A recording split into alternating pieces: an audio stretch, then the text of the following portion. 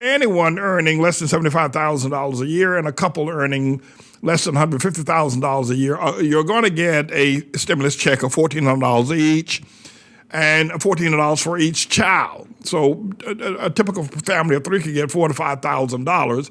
You're going to get it within the next few days. It's going to be if the government has already has deposited money into your checking account, you'll get it within the next 2 to 3 days, or a week, or maybe longer, depending on their process. If it has to go through the mail, it may take a week or so, a couple of weeks, but the money is coming.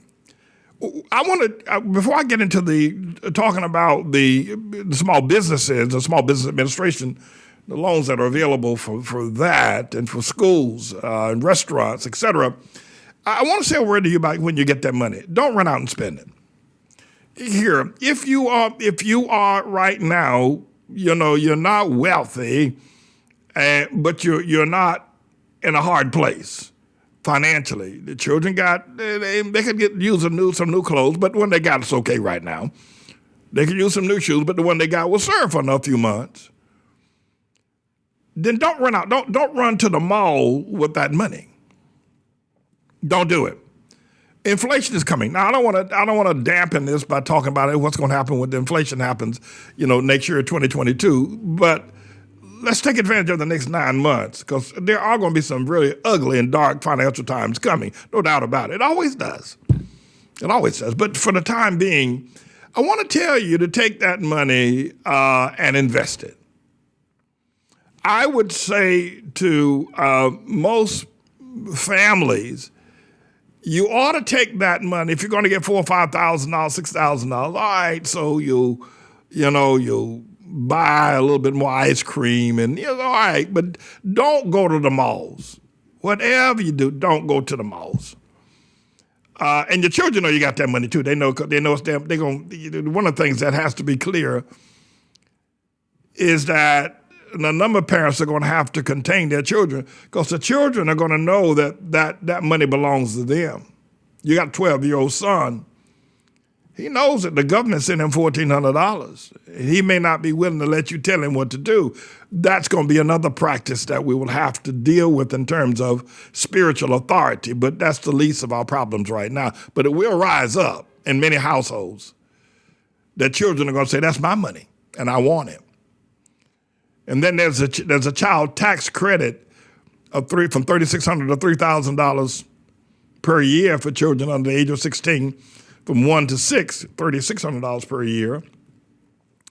And then from 6 to 16, the tax credit of $3,000 per year, approximately $250 per month or $75 per week. The children are going to know that's their money too. But let me say this. Invest that money. And one of the best things to do to ward off inflation that's coming is to investment in retirement.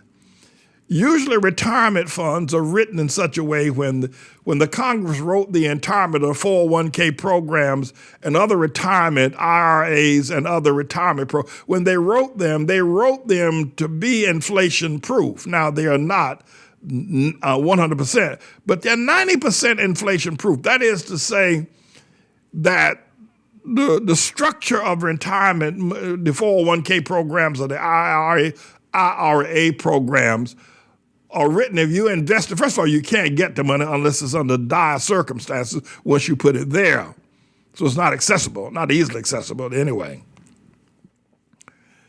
But it also is not affected as much by inflation. For instance, if you buy an automobile or buy a house even, and inflation happens and your house is worth less money, or you're earning more money but you're taking home less, inflation is coming. But I would suggest invest it. $5,000 invested into a retirement program will do you good 4 or 5 years from now. It will. And if you're surviving now, even though the pandemic is going on, you're surviving, and you don't need that $5,000. Don't run out and spend and start buying, new items. Just don't do it. Because once you do, it's gone. And once it's gone, it's gone. But if you got the idea. All right, so I want to say that with the money that's going to come forward, especially for families, you'll find a way to do that. Now, the other part about the stimulus plan is that that there is the Cobra Health Plan, and I'm not sure I'll have to take a look at whether or not, if you've not been involved recently in a health program, and I'm not sure what limit of time is. But here's the deal. Cobra is one of those, a really great health plan, but it's very expensive, the Cobra plan. And the Cobra plan sets up an opportunity for you to get health care, an excellent, almost like a Cadillac healthcare program, if you're no longer employed. Cobra will pick you up. Generally, people get health care through group health care programs on their jobs. You lose your job, you lose your health care, right? This bill mandates, now I'll have to be more detailed about this. This bill mandates, even if you haven't had health care or whatever you have right now, and you want to move up to a much better plan, which is the Cobra plan, you can now apply for the Cobra plan, and the government is now fueling money into the Cobra plan and giving you money to purchase Cobra plan insurance, whereby you will, even if let's say you got a flimsy program right now, I don't know what it is, it's flimsy, don't get you very much, but you're paying for it. Under the American Rescue Plan, you can apply for the Cobra, which is like a Cadillac, which is a great plan, especially now with telemedicine. You can afford Cobra with the same amount of money you were affording that cheap plan you had, where you couldn't choose your own doctor, couldn't choose your own hospital, had to run all the way across town for this, that, and the other. You have to do that no more. You can now go Cobra. Check it out. And I'll be bringing up more information about the availability of the Cobra health plan for families and for people, within their 40s. Once your body begins to deteriorate, you're going to need a stronger health plan. And oftentimes, if you got children, children get sick about everything. I don't know what with children today, but you need really a good plan for children today. A part of it is their diet. They don't get an opportunity to eat as well as they ought, and they don't get an opportunity to, Thomas Sowell agrees with me on this. I watched him the other day, that a large part of the problem, I thank God, if I can just do this little side, you don't mind, right? I thank God I was raised up in rural, hard times, hard knock, North Carolina. I do. I thank God, because all those things taught me how to survive.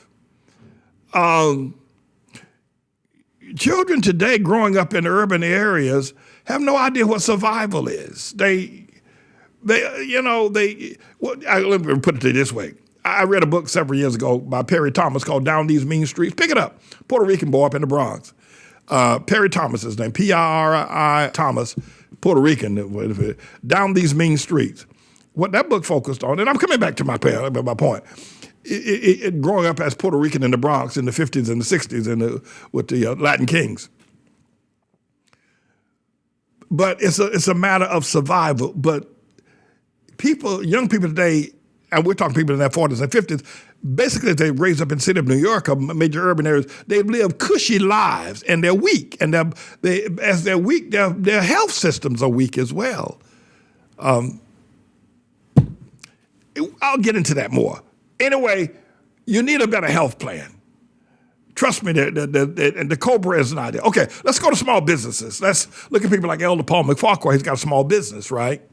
Or people like Purple Grace got a small business. You saw just a few moments ago, Purple Grace Teas. There's money now for Purple Grace. She's registered. She's a registered business. She's won awards at various food shows in New York and New Jersey. She's been in business now for the last 12 years. Someone needs to sit down with Purple Grace and show her to write a proposal to the Small Business Administration for at least $3 million to promote her business. And I would not accept less than $3 million for distribution of her teas. Purple Grace, just on my estimation of looking at the plan and knowing Purple Grace teas, that $3 million can now be in a small business loan because the money is there. And she can qualify. Same thing with Elder Paul McFarquhar. You know, he's been in businesses. He's been in our ministry. This is 10, 15, 20 years. And, you know, anywhere to $4 to $5 million he could apply for. I said to him from the pulpit this past Sabbath, it'd be wonderful if you had people who were managed enough to be able to, so you could expand your business, that he can apply for $4 or $5 million to expand his business and for all the things that he needs to grow. This plan is out of sight. This thing is just incredible. I would think that somebody like Obama would have done something like this for y'all poor people. But no, small businesses, I just spoke to Elder LaFleur, and we have a school here. Now, it's not considered a business, but it's under the same rubric as there's a segment also that allows you to apply for money for establishing schools or building your schools. Ventilation systems, masks, sanitation items, bathrooms, desks, all kinds of things now that the teachers may need, transportation, sanitation of their homes, increasing their health plans. There's tons and tons of money. I'm going to put Elder LaFleur on the process of looking at getting, you know what we need for our great tomorrow's elementary school education system. And we have a great education system. For instance, those two vans you see, those two black vehicles you see behind me, those vehicles belong to us. And the vehicle behind it is also used as a school vehicle. So those three vehicles you see out there right now, we need financing for them for schools. And it's just, it's laughable. And I'm going to put Elder LaFleur on the job of working with his staff to secure the funding so we can do better education. But this is a great time for small businesses.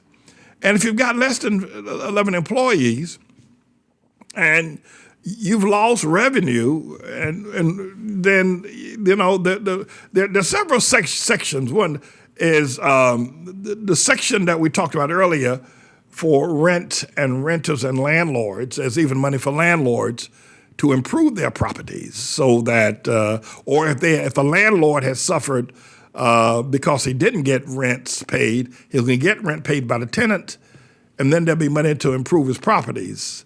So, and I think the section of this bill is called Section 3201. Now, again, I haven't read the entire bill. I'm going to read it, all of it, to be more detailed. But I've been able to pull this segment out. Section 3201 and Section 3202 is for tenants and landlords to be able to get funding to pay rent and also to update, make their properties. We may need to look at whether or not this building was over 130 years old that we're in now. And the electrical grid, that is a panel that brings the electricity in from the street to this building, is probably as much as 70 years old, and we probably need a new one. Finally, restaurants. The hardest hit by the pandemic has been the restaurants. I'm going to talk to you about grants for restaurants and application, and I don't mean this to be in any way insensitive or disrespectful or contemptible, but a lot of restaurant owners have died during the pandemic, and you're a town, whether you're in a small town, West Virginia, or where you're in, Denver, Colorado. And I suggested that people would get the local newspapers of their towns and go through the obituaries of the last 9 months and see what business owners have died. Now, please understand, I don't mean to be insensitive or unsympathetic or mean-spirited, but I'm trying to keep it real. People die, and it's not my fault that they die, and business owners die, and usually in a small business with 2 or 3 employees, when the business owner dies and the workers have not heard me talk about how to make that business your business, even if though you're a worker and you're being paid low wages, you're not ready to step in when that business owner dies and take over that business. Because the time you were working there, you were arguing with the boss, mad with him, half the time wouldn't work, had an attitude, talking about him behind his back, hiding when you could. So you're not ready to step in and take that business. So the business will close because there's nobody in there that can take it over. There should have been if you had the right attitude. Like when Pastor Stanley died, I took over this church. But you got to have the right attitude.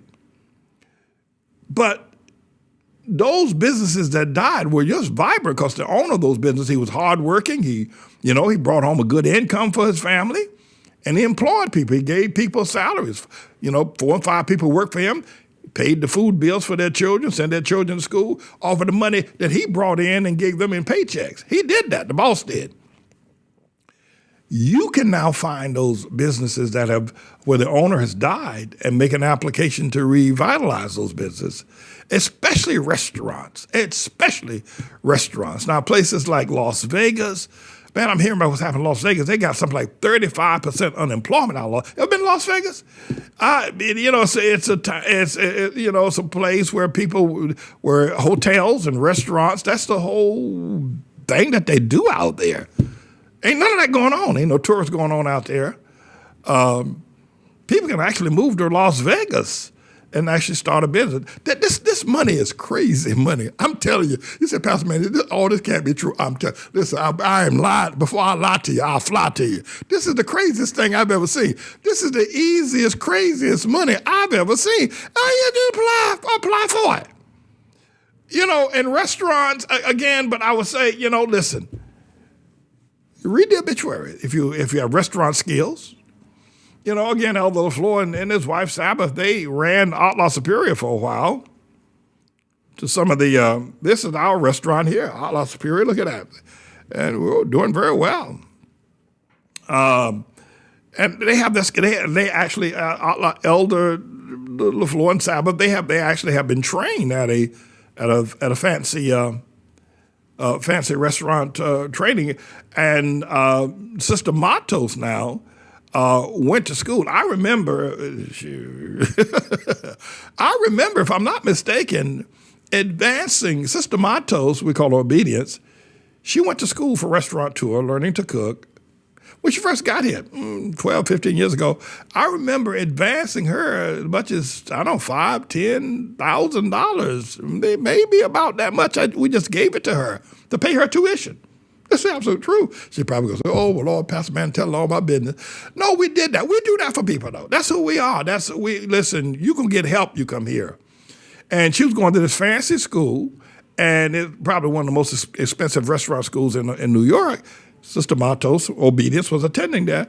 I do remember cutting a check for at least $3,000 and a couple of times. We'll see if I'm above, then, it was an honest mistake. But no, and so she can now, she and Brother Matos, Minister Matos needs to apply for money for his school. He's got a Taekwondo school. He needs to apply.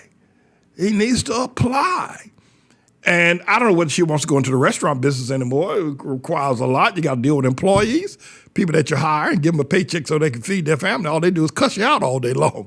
But, she can do that. If she, and I just told her to do it for ourselves, what she going to do for herself. This is just a very interesting bill, my friends. There's been nothing like this, not in human and the annals of American history, except for maybe the New Deal program under Franklin Roosevelt, but it wasn't the allowance of money management to so many individuals as we have now in this bill that's now being offered. So there is money for small businesses, there's money for restaurants, there's money for landlords and tenants. You're going to get a stimulus check. I don't care. You can be ugly as Lamont Monroe. You're going to get a stimulus. You're making less than $75,000, or you and your wife making less than $150,000. You're going to get $4,000 or $5,000. It's coming to you. You don't even have to apply for it. And basically all of this money, I think Purple Grace ought to make a $3 billion application, and Elder Paul ought to make a $5 to $7 million application, And I don't know what Elder LaFleur wants to do. He's got the school and the restaurant. He's got a whole lot of irons in the fire. But I'm supportive of whatever way he wants to go. I support him. And then, of course, there's Minister Matos and Taekwondo. And then we got the 7 mirror. I'm talking about now, you said, Pastor Man, you're talking about your people now.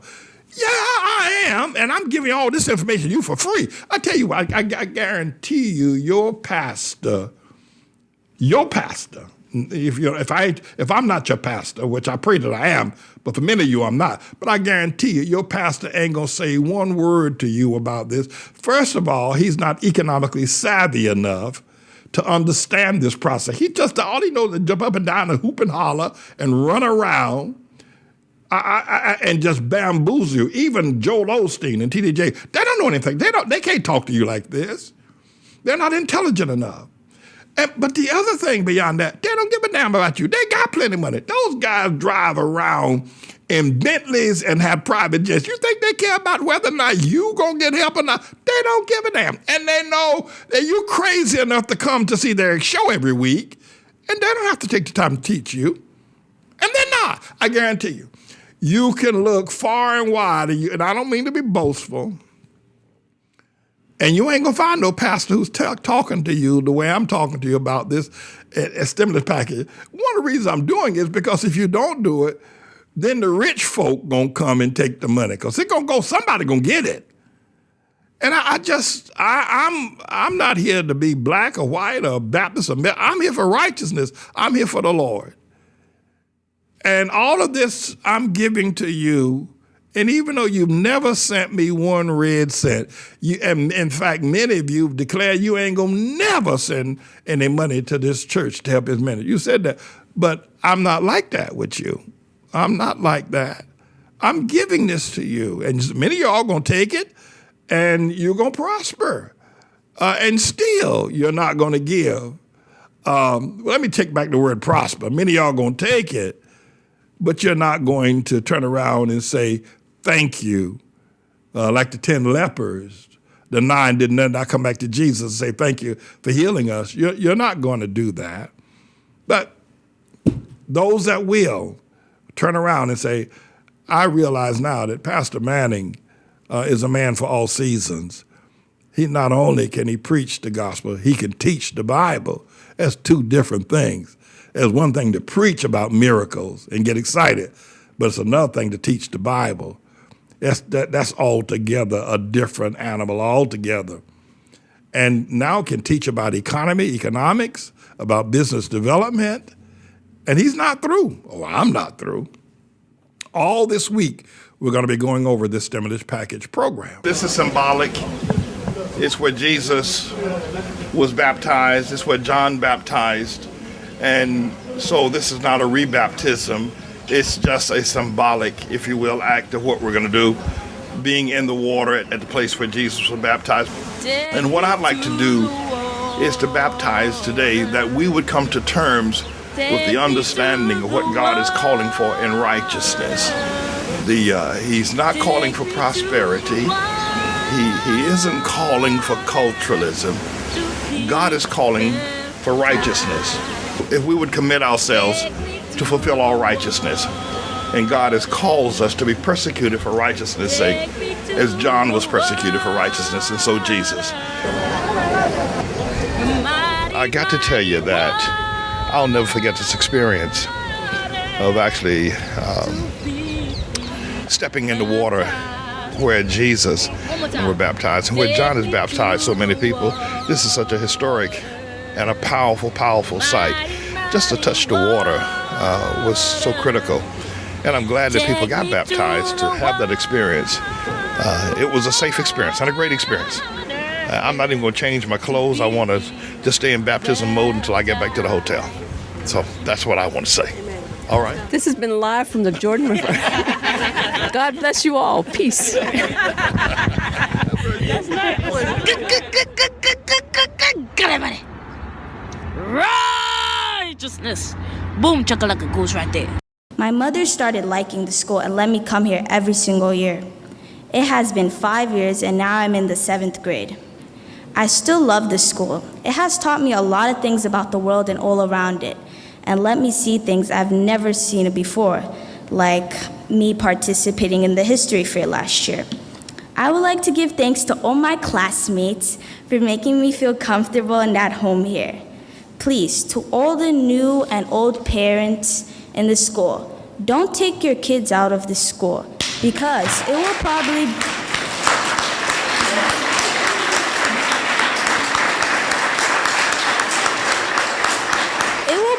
be the biggest mistake you've ever made. No matter what type of child you have, this school will shape it into a world leader. So do yourselves a favor. Oh my goodness. Okay. So do yourselves a favor and keep your kids here till they graduate, and it will change yours and your child's life. Peace and blessings.